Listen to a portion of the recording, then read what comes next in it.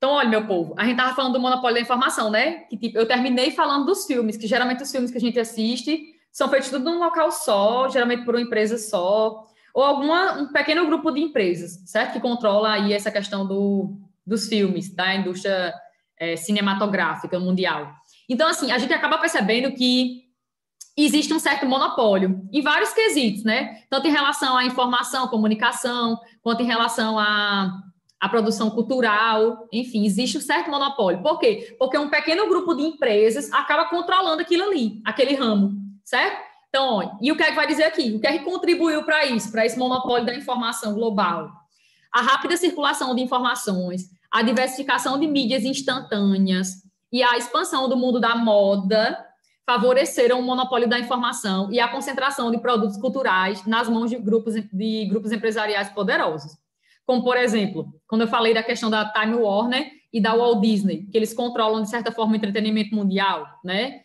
Qualquer pessoa no mundo ali, geralmente, todas as pessoas do mundo, ou quase todas as pessoas do mundo, assistiram alguma coisa dessas duas grandes empresas, né? Por quê? Porque elas controlam. Elas têm um poder aí de influência muito grande a nível mundial, a nível global. Existe um certo monopólio, é isso que eu estou querendo dizer até agora. E perceba uma coisa, essas grandes empresas que controlam informação, que controlam entretenimento e tudo mais, elas geralmente elas controlam por quê? Porque elas têm estúdios para produzir, próprios delas, em vários locais do mundo. Elas têm muito money para investir na produção. Elas têm tecnologia suficiente para investir também. O que mais? Elas têm tecnologia, elas têm pessoas, elas têm aparatos técnicos para isso, enfim, por isso que elas controlam, né? Controla a informação, controla a comunicação, controla o universo cultural, enfim. Monopoliza, por quê? Porque ela sozinha, ou aquele pequeno grupo de pessoas, de empresas ali, consegue controlar aquele ramo, ok? As gigantes do entretenimento mundial dispõem de centros de produção, estúdios, né? Recursos financeiros para isso, tecnologia e extensas redes de distribuição de sinais, de distribuição de informação, distribuição de filmes, de séries, de músicas, enfim, distribuição. Deixa eu ver se falta mais alguma coisa. Aí sim, aí aqui no finalzinho dessa parte aí do monopólio da informação, vai dizer o quê? Aqui vai falar da Globo, né? Rede Globo de televisão no Brasil. Eu estava já falando dela. Que no Brasil a gente percebe o quê? Que, embora existam alguns canais televisivos, né, na TV aberta, que eu não sei quantos são, não sei quantos, eu não assisto televisão, mas quantos canais televisivos tem na rede aberta? Alguém sabe dizer? Quantos canais televisivos tem na TV aberta? Não a TV por assinatura, a TV aberta, que todo mundo consegue ver. Alguém sabe quantos canais tem? Não sabe? Ave Maria, vocês hoje estão tão falantes. Não, professora, mas são vários, Tem canal de leilão de boi. Tem do Senado, da Câmara. Tem do... tem a curtição. Curtição, mas acho que é aqui, é só aqui. Estou falando assim, nível nacional, sabe? Nível nacional, que todo mundo tem acesso a esses canais. Enfim, tem alguns canais, né? Mas observe que, tipo, tem uma que monopoliza tudo, que é essa daqui, essa bonita, a Rede Globo de televisão. Ela monopoliza a informação, a comunicação, a questão do entretenimento no Brasil, ela monopoliza, porque ela sozinha consegue controlar aí esses fluxos em território nacional. Embora existam outros canais televisivos na TV aberta, mas ela consegue monopolizar, porque as pessoas assistem mais ela, então dão mais audiência a ela. E outra coisa, ela tem tudo isso aqui. Ela é uma gigante do entretenimento mundial, né? Da informação, da comunicação. Ela tem centro de produção. Ela é uma empresa transnacional. É uma transnacional, ela está em várias partes do mundo, a Globo. Né? Ela tem centro de produção, ela tem recurso financeiro para investir no que ela quiser. Ela tem tecnologia suficiente e ela tem rede de distribuição dos seus sinais, certo? Ela tem tudo isso aí. Então, pronto. Ela monopoliza informação, comunicação, entretenimento no nosso país. Embora não exista só ela, mas ela consegue monopolizar, certo? Porque ela tem aí uma maior influência a nível nacional. E outra coisa, ela cresceu muito ao longo do tempo. Vamos falar já, quando a gente passou a assistir televisão aqui no Brasil, que foi em 1950, eu fiz uma pesquisa sobre isso. Diz aqui que a televisão comercialmente em 18 de setembro de 1950, quando foi inaugurada a TV Tupi, em São Paulo, com equipamentos trazidos, fundando assim o primeiro canal de televisão do país, no Brasil, 1950. Olha aí, há um tempinho já, né? Mas a gente vai ver que o sucesso da televisão é um sucesso que veio através, primeiro, do rádio. Veio o rádio e depois o rádio fez muito sucesso e tudo mais. O rádio foi meio que um impulsionamento para que desse início aí, surgisse a TV, certo? Vamos falar já disso. Que é o próximo tópico. Deixa eu ver se falta mais alguma coisa desse monopólio da informação. Só no finalzinho que diz aqui, nesse tópico da monopólio da informação, vai dizer que essas grandes empresas mundiais que controlam informação, comunicação, entretenimento, essas grandes bonitonas aí mundiais, elas geralmente se conectam a redes nacionais, locais, em cada país, né, favorecendo que também essas empresas nacionais consigam crescer também em detrimento dessas grandes. Tipo, a Rede Globo, ela muitas vezes pega ali informações de outros grandes canais televisivos para passar informação, não é isso? Tipo assim, às vezes você está assistindo Jornal Nacional, aí aparece uma informação de uma reportagem da CNN, que é outra grande aí a nível mundial, tá entendendo? Geralmente elas se interagem entre si. As grandes empresas, elas favorecem uma conexão entre elas e ajudam também nos mercados locais a outras pequenas empresas, certo? Funciona como se fosse uma rede. A gente estava vendo até agora que são as redes, né? Elas funcionam dessa forma. Pois bem, tem alguma dúvida? Se não tiver, a gente vai para outro tópico, que é o rádio e televisão no Brasil. Emily está vendo. Emily está mandando. Sim, as pessoas que estão online, né, Emily? Ótimo. Pronto, vamos para lá. Outro tópico. O rádio e a televisão no Brasil. Olha, imagine que na época de mamãe, de papai, bicho, os pais de vocês têm quantos anos? Nasceram quando? Mamãe já nasceu em 73. Acho que mamãe é de 73. E pai, acho que pai da época da ditadura. Acho que pai de... Se mãe também é, mãe também é. Nasceu na ditadura. Meu pai também, 64. Acho que pai é 64. E os pais de vocês? Tem quantos anos? O meu tem 37 e a minha mãe tem 34. Ah, são novinhos. Mãe tem 40. Mãe tem Pai 39. Mãe tem 40. Mãe tem 51.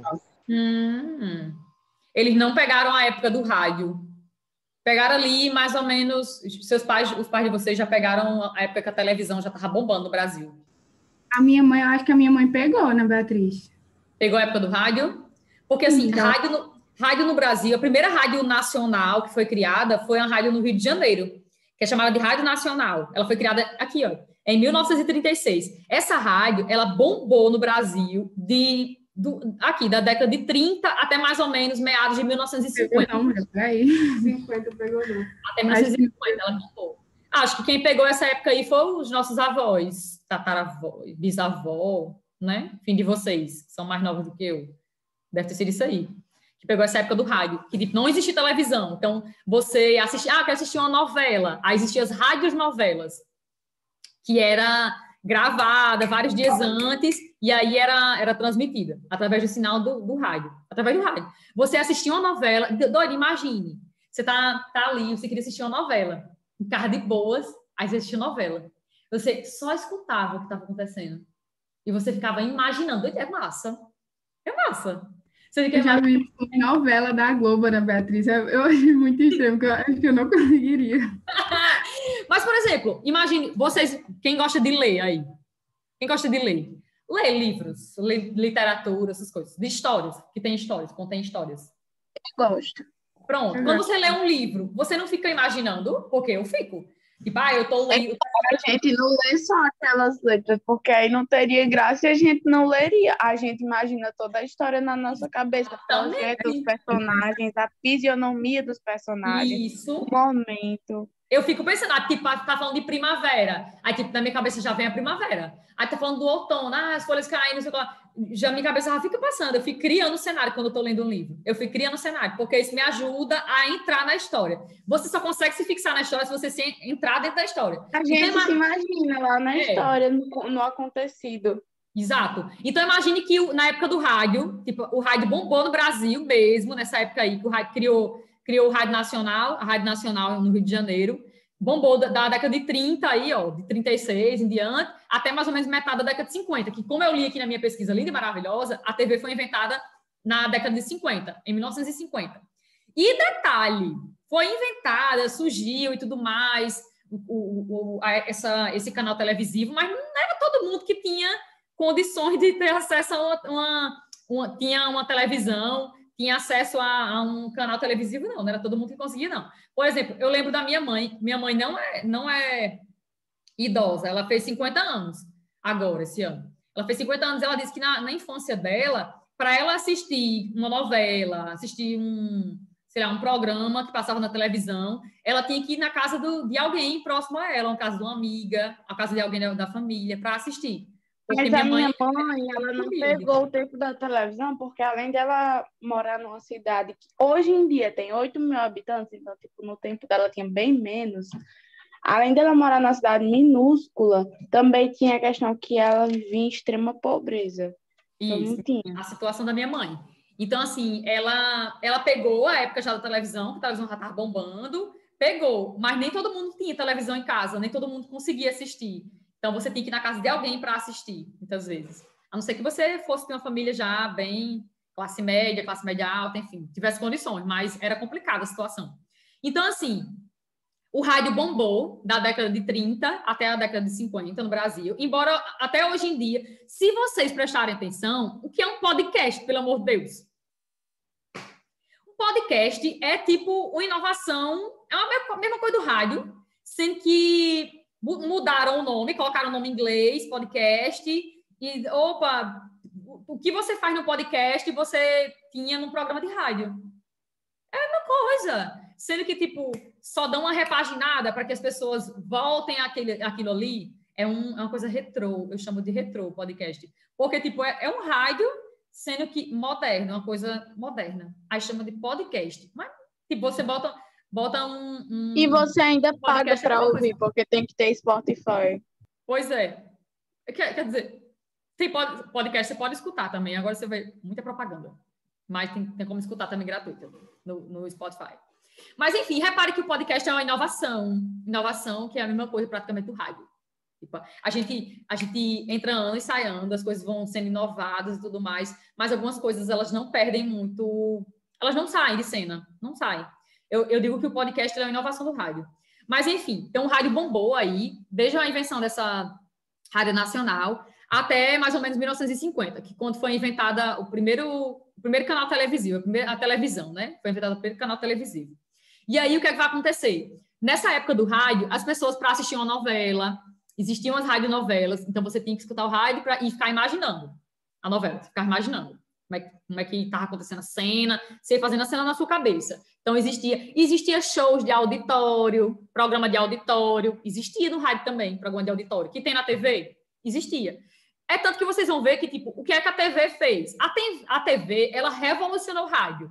Por quê? Porque o que você antes só imaginava em casa, com o seu radinho lá perto do seu ouvido, você só imaginava. A TV, ela trouxe a imagem pra gente. Então, tipo, que massa, eu não preciso mais imaginar. Não sei se isso é uma coisa massa, porque, tipo, imaginar é muito bom também. É tanto que quando você está lendo um livro, você fica imaginando que é uma coisa gostosa. Alguém aí ainda tem rádio em casa? Porque eu não tenho, não. Eu não tenho rádio. Mas a gente Eu tenho. Lá, né? Poxa, que na minha avó tem. Ela, aliás, está escutando aqui agora. Minha filha, minha avó, quando chega, ela canta tanto. Ela ama cantar dentro de casa. Eu lembro muito. Pai adorava rádio. Ele tem rádio até hoje. E eu lembro que, tipo, quando ele ia assistir um jogo lá no Marizão, aqui no campo de futebol de Caicó, né? Quando ele assistia um jogo aqui, aí ele levava um radinho, porque você não escuta, ele dizia que você não escutava o radialista narrando o jogo. Ele não escutava. Você tinha que levar todo mundo que queria escutar o que estava acontecendo, que às vezes ele ficava no local distante, não dava para ver o jogador direito. Eu já fui assistir um que é assim, que o pessoal da arquibancada fica com os radinhos, aí fica todo mundo escutando junto pelo radinho e assistindo lá de cima. Agora, assim, é muito fogo, né? Porque você nem via direito o jogador, ele dizia que nem via direito o jogador, não sabia direito quem estava chutando, mas estava lá, que estava escutando tudo. Aí, através do que ele escutava, ele sabia quem estava jogando, quem estava chutando, quem estava fazendo gol e tudo mais. Mas ele tinha que estar com rádio, porque senão você não entendia. Enfim, aí rolava isso também. Então,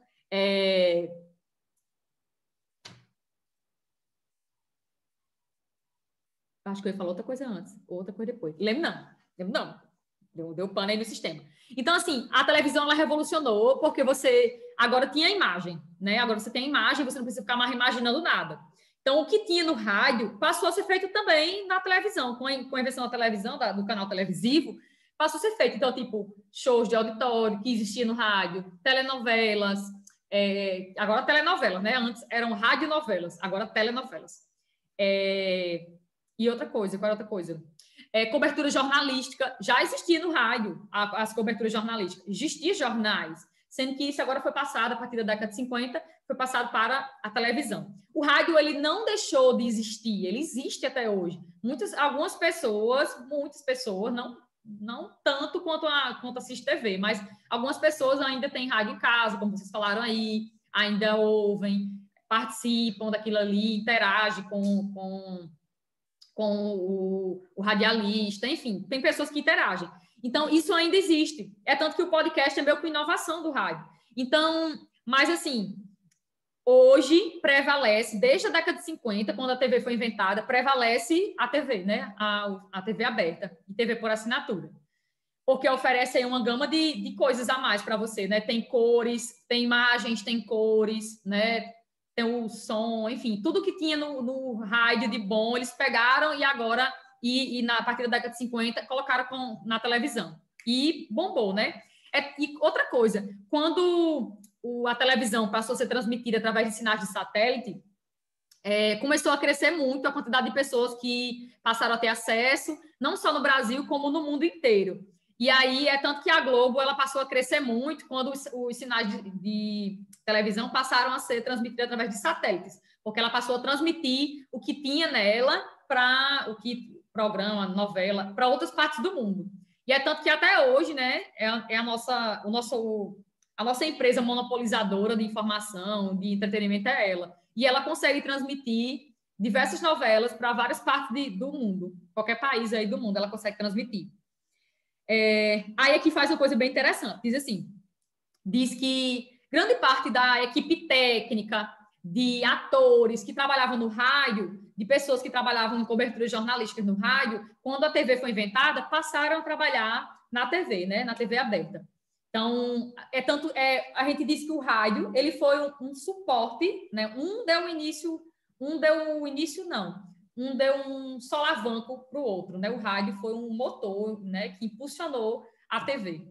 Grande parte das pessoas que trabalhavam no rádio foi para a televisão. Aí diz aqui que as Copas do Mundo foi uma grande inovação, né? A primeira Copa do Mundo a ser transmitida através da TV, diz aqui que foi a Copa do México, de 1970. Então, imagine, enquanto nas Copas do Mundo de 1958 e 1962, as pessoas escutaram só a Copa do Mundo, essas duas Copas, a de 58 e a de 62. As pessoas escutaram. A partir da Copa do Mundo de 1970, as pessoas passaram a ver os jogadores. Então, foi uma coisa, assim, revolucionária, né?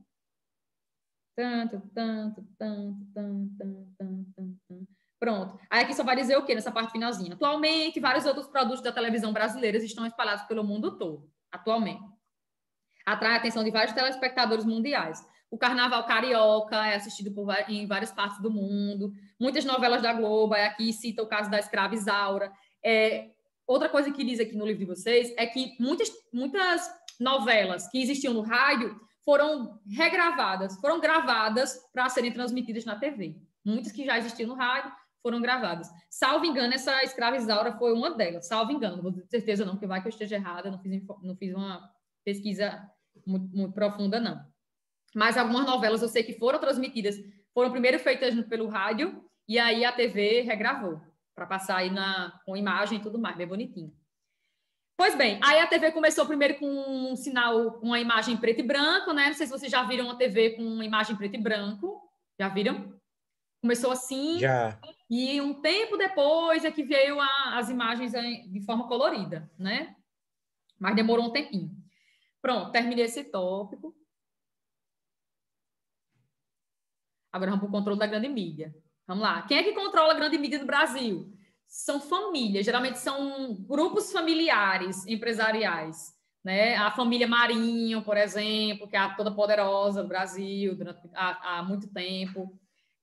Aí tem a família do pessoal da Band, tem a do SBT, que é do Silvio Santos. Enfim, na década de 90, a partir de 1990, no Brasil existiam 9 grandes empresas que controlavam a grande mídia no Brasil. 9 empresas controlavam a grande mídia em 1990, ou seja, final do século XX, que eram essas daqui que eu vou dizer agora.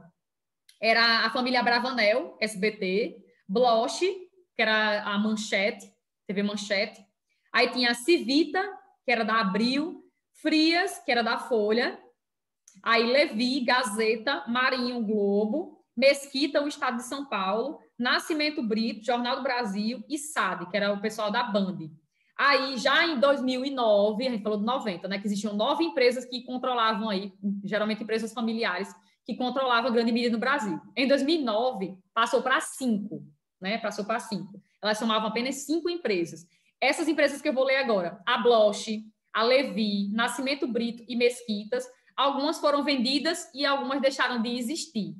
Aí, hoje em dia, praticamente, quem controla a grande mídia no Brasil são 5 grandes empresas, né? Geralmente empresas familiares. E a monopolizadora mesmo, a que realmente tem mais poder, é a Globo, né? Do Marinho.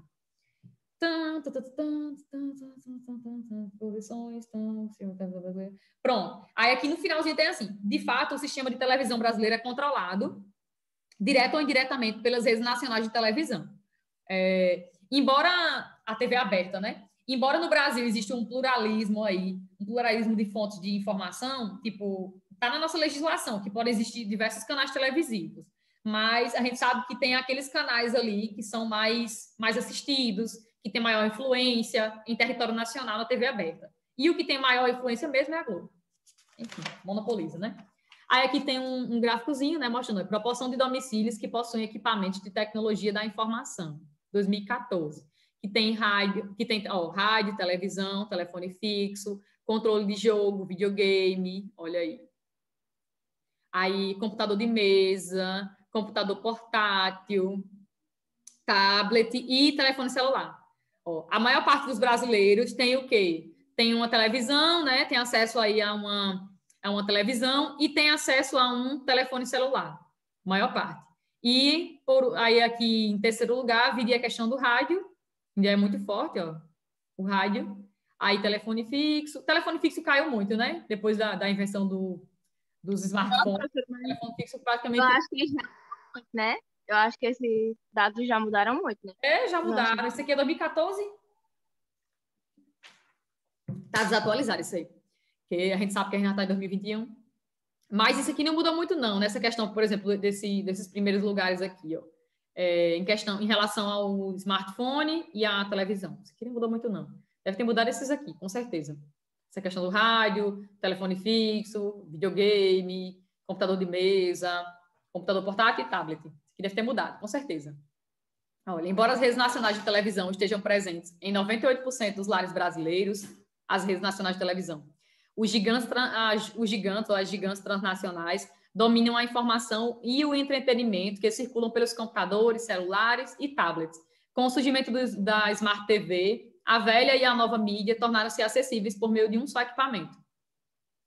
Ei, vocês já viram que teve uma notícia bombástica um tempo desse, que eu não sei se foi a Smart TV da Samsung, ela estava filmando o que se passava na frente dela, captando informações do que se passava em frente dela. Então, por exemplo, se você tivesse... Essa aula está sendo gravada. Se você tivesse assistindo televisão... Ana Beatriz. Entendeu? Você estava nu assistindo televisão, por exemplo. Aí a Smart TV estava captando aquilo ali. Sai umas informações. Eu não lembro se foi da Samsung que estava fazendo isso. Enfim, aí o povo começou a ficar todo desconfiado em relação a essas Smart TVs. Mas isso não é muito desconfiada com tudo, né, Beatriz? Isso não é muito diferente no celular. Aquela Google Assistente escuta as conversas e Tipo assim, eu falei com o pai você, né, sobre as coisas. Aparece propaganda de umas coisas que eu tinha falado, sendo que eu nunca pesquisei na minha vida. Eu não sei se Os você aplicativos que ficam pedindo permissão Fica pedindo permissão para quê? para acessar dados.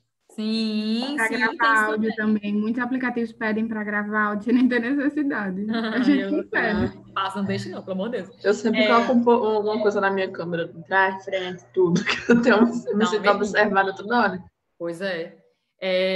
E outra coisa, teve uma vez não, já aconteceu algumas vezes comigo, que eu pensei em comprar uma coisa, Aí eu lembro que eu comentei com alguém perto do meu celular. Quando foi no outro dia, tava lá o anúncio daquele que eu tinha comentado com a pessoa que eu queria comprar. Eu tinha comentado, eu não tinha procurado no celular. Aí eu... Gente do céu! Fiquei assim, besta. Como é que pode? Captou o que eu estava dizendo e já botou lá. Eita, olha aqui, ó, você pode comprar isso aqui em tal canto. O anúncio já veio lá dizendo os locais que eu poderia comprar aquilo. Eu tinha pensado e tinha falado com alguém perto do celular. E apareceu. Aí eu... Isso chama controle pela internet. Isso chama controle de dados pela internet. É justamente para isso que eles pedem para autorizar áudio. É justamente para isso. Pois é, né? Eles estão escutando o que a gente está falando. Então isso tem no meu celular, certo? E eu não prestei atenção ainda. Eita, gota. Perigoso, viu? Muito perigoso. Enfim. E outra coisa, né? Além disso aí, tem essa questão do algoritmo que faz com que você veja só aquilo que você gosta. Né? A gente... Não sei se vocês já prestaram atenção nisso também. As informações que vocês veem no Instagram, acho que vocês usam mais o Instagram, não sei. Usa mais Instagram? Usa mais Instagram? Vocês usam mais Instagram? Acho que sim. Usa, né?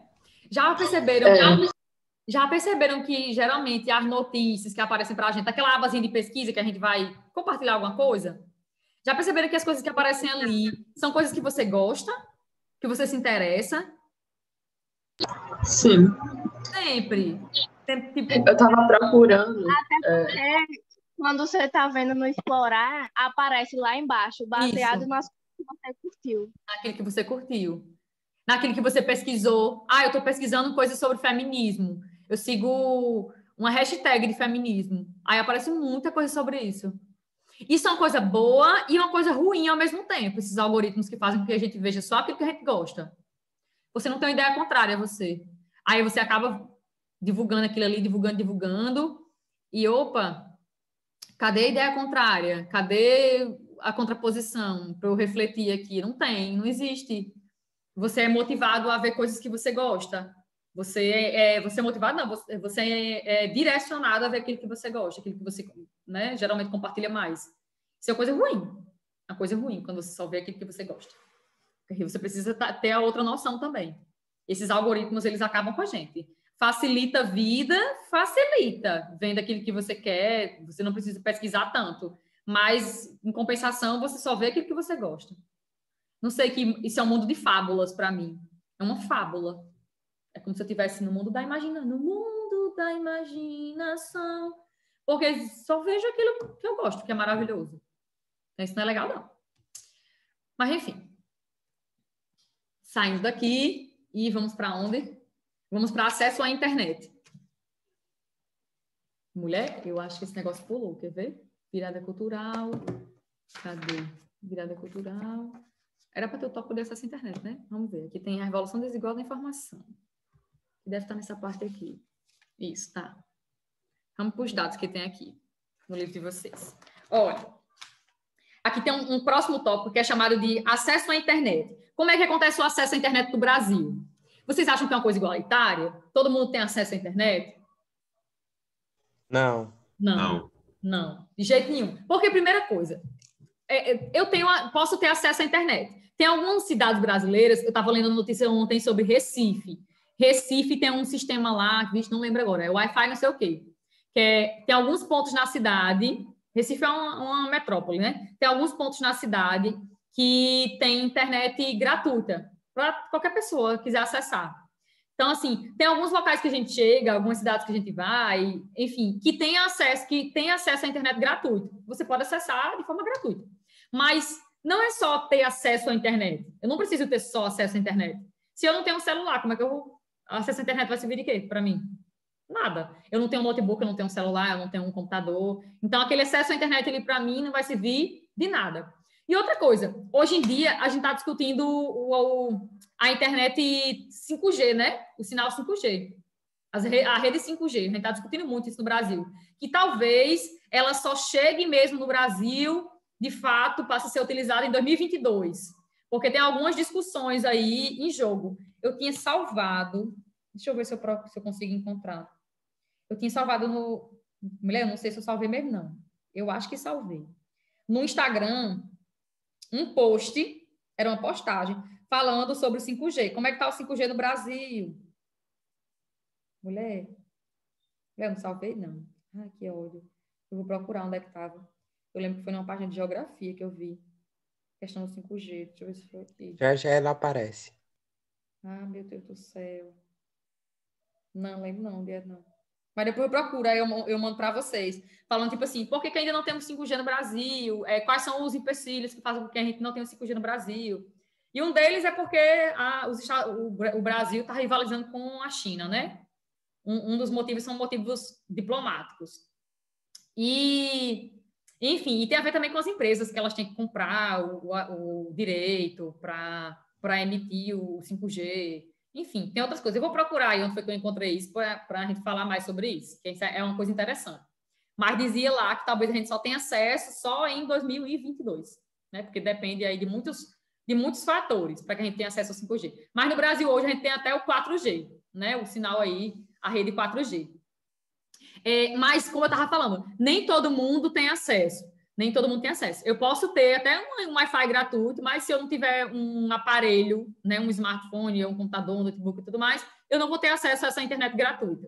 Então, assim, por isso que o tópico aqui está chamando de a revolução desigual da informação. Porque existe informação instantânea, rápida, em tempo real, transmissões que são feitas em tempo real. Posso fazer uma live agora aqui no meu Instagram, que é em tempo real. As pessoas vão lá, clicam no íconezinho do meu ao vivo e veem eu ao vivo em tempo real. Mas tudo isso não está nas mãos de todas as pessoas. Então, é por isso que essa revolução da internet, essa revolução do meio técnico científico, ela é uma revolução que se dá de forma desigual, porque nem todo mundo tem acesso. Aí o que é que vai dizer aqui? O acesso à internet ainda continua concentrado nas famílias de maior renda, né, de maior poder aquisitivo, e principalmente pela população urbana. Quem mais acessa a internet no Brasil, né, são pessoas que têm uma certa condição financeira e grande parte dessas pessoas habitam a área urbana. Mas detalhe, quase 87% dos brasileiros habitam já a zona urbana. Então, grande parte das pessoas, né, que acessam a internet no Brasil estão dentro da zona urbana. Aí aqui vai ter um bocado de informações, né? Um bocado de dados, acesso à informação. Brasil 2017, ou seja, dados atualizados, a gente está em 2021, mas tudo bem. Cerca de 42,1 milhões, 61% dos domicílios, possuem acesso à internet no país. Cerca de 61%. Mais da metade dos domicílios das casas no Brasil tem acesso à internet. Aí disso aqui, o que é que a gente extrai? 51% na faixa de até um salário mínimo em relação à renda money. 51% estão na faixa de até um salário mínimo e 94%, para mostrar que as pessoas que mais têm acesso à internet são pessoas que têm dinheiro, com renda familiar superior a 10 salários mínimos. 65% dos domicílios urbanos, ou seja, as pessoas que mais acessam a internet no Brasil estão dentro da área urbana e 34% dos domicílios são rurais. Aí aqui embaixo, 98% de maior renda tem computador conectado à internet, ou seja, quem tem money, quem tem dinheiro, né, tem acesso também a uma internet através de um computador. 7% dos mais pobres possuem computador. Só 7% das pessoas mais pobres possuem um computador, né, que tem acesso à internet. Então, um dado ainda muito, muito ínfimo, né, muito pequeno. Enfim. E aqui em cima tem outras informações que eu não li. O Brasil está entre os 10 maiores países com maior base de banda larga do mundo. Ou seja, banda larga, internet de alta velocidade. No caso aqui, a gente tem até o 4G. Né? Mas tá aí, é um dos países que mais cresce, olha, em acessos na América Latina, ali do México para baixo, até finalzinho aqui do Chile, da Argentina. É um dos países que mais... Deu uma travada agora legal. É um dos países que mais cresce em acesso à internet. Aí aqui tem um dado de 2018. 365 milhões de acessos à banda larga a gente tinha no Brasil. E 342 milhões foram pela rede de 3G e 4G, por meio da telefonia móvel, telefone, né, móvel, e de tablets, de acordo com a Anatel, né? Que é a nossa agência de comunicação do Brasil, que sabe todos esses dados aí. Isso aqui eu já falei, muito bem. Foi rápida, viu? Virada cultural, vamos para outro tópico. Aqui tem outro tópicozinho, banda larga, velocidade média mais alta. Aqui, se comparando o Brasil com outros países, né? Enquanto no Brasil a média não passa de 1 megabyte, os países asiáticos lideram com folga em velocidade na web. Olha aí. Coreia do Sul, velocidades médias mais altas de banda larga. Coreia do Sul, Japão, menino, pelo amor de Deus. Olhem a rapidez dessa internet de lá. Coreia do Sul, que também é asiático, né? Aí, ó, Inglaterra, europeu. Ó, mas ninguém bate o Japão, viu? Ninguém bate o Japão na banda larga. E Coreia do Sul, babado também. Coreia do Sul a Samsung é de lá, né? E o Japão a gente sabe que é um país que quando a gente fala de tecnologia, principalmente ligado à tecnologia de informação, o Japão está na frente de tudo, né? Enfim, mas é babado.